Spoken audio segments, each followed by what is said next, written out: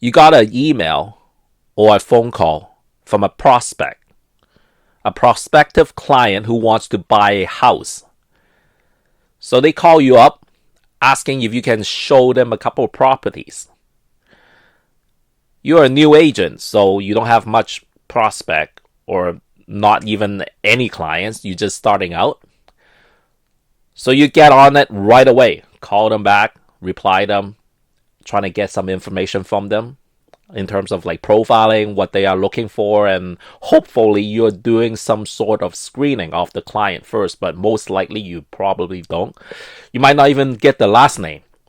Yet you listen to what they want, send them the listing, they select a few houses, and you schedule the showings. You might even have to pick them up and drive them to those properties. And on the way back, they might say, hey, can we stop by a grocery store? I need to get some grocery. And you might actually do that for them. Then they go home, and then you call them maybe in the evening, get some feedback. What's the thought on those properties? They might say, oh yeah, it's pretty good. But you know what? I think I want to explore more options. And they send you a couple of more properties they want to look at, which you'll schedule those showings for them. And same thing, pick them up, drive them to the showings, and then follow up, and maybe even another drop off at the grocery store. And the cycle kind of continues. So after a while, at what point do you have to ask yourself, hey, is he or she wasting my time? To be honest, with most agents that I experience, they spend a lot of time in terms of screening for new prospective clients. Well, to be honest, a lot of like top agents, they focus on the selling, the listing part. They do buying sometimes with like really good clients that had already established relationships. For any new clients that just call in and asking them to bring them to showings, oftentimes they basically just ignore them. Unless they probably have like a strong referral, or when they do have the time and screen them properly. But as a new agent, you really don't have that luxury of a Rolodex of existing clients. So oftentimes you do have to kind of roll your dice with them. And it's not a wrong thing to do. I mean, if you don't have many clients, and for the most part, you probably do have to try and roll your dice with them. But the key part is to really do an adequate screening of the client and look for like things that whether they are genuine and whether they are just looking for agents to, I don't know, look at houses. They might not even have the money to buy it.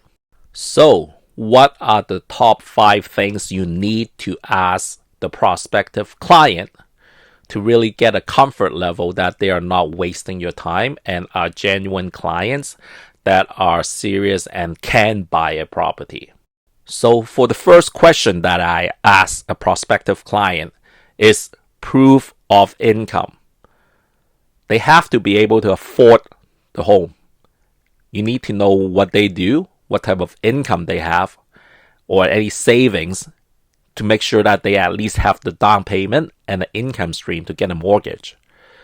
If they are not willing to do that, I usually just decline and said, you know what, I don't think we can work out. It's part of my policy. And if they just keep on at it, I mean, you try to be professional as possible to decline them. But if they are just kind of getting abusive and whatnot, you just have to hang up. It's very important for this part, and a lot of newer agents overlook that.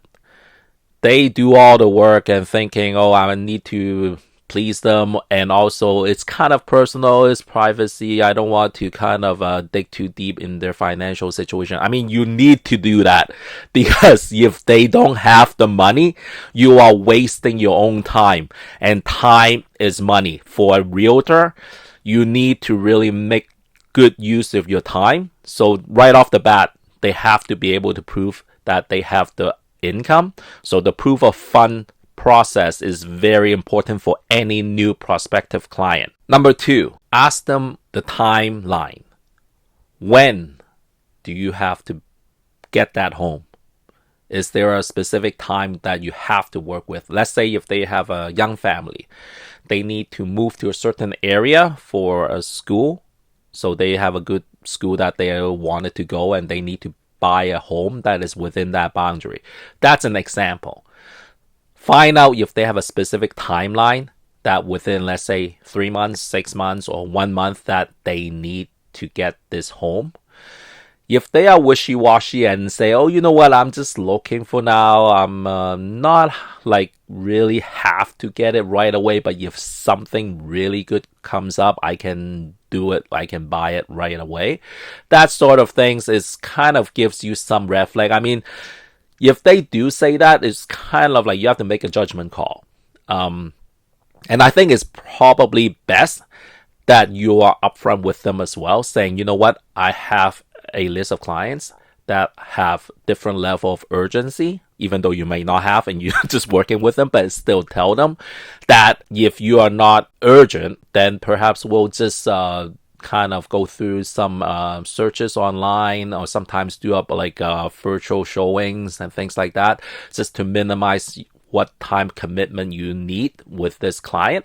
And if they're okay with that and you do have the time, so that's fine. I mean, maybe they are not planning to buy within this year, but if you keep them up, I mean, if they are eventually going to buy, it's a good way to at least keep those client and not having to commit so much time with it and like bring them to showings like every week or things like that. So that's fine, but that question needs to be asked, and you need to really kind of get a straightforward answer from them in terms of the timeline. And if they lie to you, they say, oh, I have to buy within this month, or maybe within 3 months, then again, you make the call. Like if you have the time and want to try it, go all out within this a few weeks, and then see what they are like, whether they are really committed to buying. But you'll know eventually if they give you a timeline and then after that elapse and then things like that, and then still nothing's going on, then you make your own kind of adjustment and not waste too much time with this client. The third question is you need to ask the prospective client is what criteria they are looking for in their next home. What type of properties, whether it's like a detached house or a townhome, a condominium, what type of geographical area that they're looking for, any specific features of the property, and also the neighborhood's amenities, the age of the home, and most importantly, the price range. So trying to get as specific as possible, spend the time upfront with them in this kind of criteria analysis that they really need to have done. And if they're not certain, try to guide them into finding the homes that they are looking for. But if they're not willing to do that, even with your guidance, and they say, you know what, like if they tell you, oh, I'm just want to see more properties before I can really know what I want, that's, to me, is a red flag, because they're not really willing to kind of go through it mentally or like really have an idea for themselves. So it tells you that they are, even if they are serious to buy a home, they are very early stage and they are not really committed to any type of criteria. So you have to ask yourself, do I have the time, or do I want to spend all this time looking out like at a lot of different type of properties that may at the end turn out to be like just a waste of time for everything.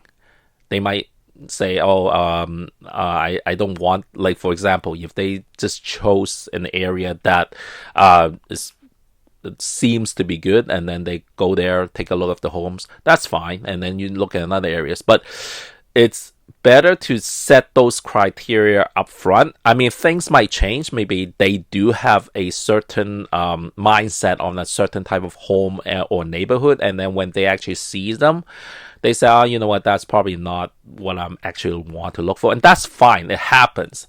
But if it's kind of all over the place, then it's something that you really need to kind of ask yourself whether it's like this client is are they like really serious. So to go through the criteria is important. Things might change after the showings. They might identify certain homes types that they're looking for, and it's actually not really for them. That's fine, but they have to have that willingness up front to at least commit to it. And then you have to observe throughout the way whether it's something that it's kind of keep changing. If they are looking at neighborhood 1 and then 2 and then 3 and 4 and different type of properties, and it's just keep on dragging and expanding, you have to ask yourself whether, you know what, it's time to cut loose on this client because it's wasting a lot of your time. The fourth questions that I would ask and need to know is where are they currently living? Whether they are currently renting or they actually own a home, and what neighborhood in terms of price or rent and all that detail. Because you need to know and also analyze what's going on in terms of like what they want to buy, whether it's realistic. If they're renting, let's say like $800 room in a basement or something like that, and their income level is like $30,000, and they said they want to buy $1 million home, unless they have other proof of funds, like let's say a rich parents or something like that, it really doesn't make sense for you to bring them to any showings at that price point. So they might be just like wasting your time trying to look at like nicer houses. Maybe they have nothing to do on the weekend and just want an agent to bring them to some showings, whatever. So in terms of like where they living and whether they have been renting for a long time. I mean, it's not absolute, but for a prospect that is, let's say, in their 40s and had been renting for the past 20 years, and income level is like so-so, but it's not really close to the level required for the property they want to purchase, you have to think twice whether it makes sense, either from a practical point of view or whether they are just serious about buying or whatnot. So in terms of knowing your prospective client, like what type of property they're currently living in, is very important. And the last questions that I ask a prospective clients is their commitment level in terms of, let's say, a weekly or maybe even a bi-weekly type of debriefing. So let's say if you are scheduled to bring them to showings, let's say once a week or maybe 3 times a week or even daily, you need to set a time that is convenient for both of you to really debrief on the properties, and even set up a process where you can schedule certain showings that is like virtual showings, or maybe going over some property that they might be interested, that perhaps you can just go through them either virtually or maybe even a phone call. There's certain things that maybe you can look at it quickly that say, oh, you know what, this property there's some faults in it. There are some issues with it that they might not be able to see right away. And you can kind of save some time in going and wasting your time and just going to that property for an actual physical showing. So have that conversation and ask for the commitment and what they can do in terms of set up some time. The purpose of why you need to do that is that you want to see the commitment level and whether they are willing to invest their time other than just going with you on some showings, because they might just enjoy going to showings, especially if you're driving them, because I mean, they're not even, well, because they might have anything to do. Like, those are the worst type of of people, of clients. Just waste your time. So you really need to make sure that they are committed, and if they are willing to invest the time and commitment to it, really like strengthen and reconfirms that they are serious to make a property purchase. So ask the questions, what's your availability in terms of like having like a weekly schedule, let's say just half an hour, even 15 minutes of just debriefing the properties on like a scheduled, regular, routine basis until you purchase the property. If they're willing to do that, I think that's good. If not, then you know what, you have to ask yourself whether it's worth it, because you know what? You might still keep them as a client, still do bring them to showings, go through with them. But how much are they willing to commit, or how serious they are of buying? Like, that's really important to know. One last thing, all these questions, you need to be able to verify them. So in terms of, let's say, employment or proof of incomes, you need to see the bank statement or, well, employment letter. But these days, I think it's probably best to really be able to verify through, like, let's say, pay stub or things like that. Because some people, they do falsify like certain types of documents. So you try to do your best to make sure that what they are saying is true. So the documentation, really need to spend the time and analyze them whether it's real or not. Like, that's one thing, or maybe even a reference check to the workplace. And other things, like, let's say, check the LinkedIn detail and all that to make sure it verifies. So that's one example of, like, for like income proof and all that stuff. And what they are saying, where they live, and all that stuff, it needs to be verified, not just take the word for it. I mean, like, you want to give people the benefit of the doubt, but you need to be able to really kind of protect yourself as well, and not just take people's word for it, and they say something and you just believe them 100%. So you need to verify those information that they give you. So I hope this would help my fellow real estate agents out there, especially those that are just starting out, and not spend too much time on people that are just there just to waste our time. Until next time.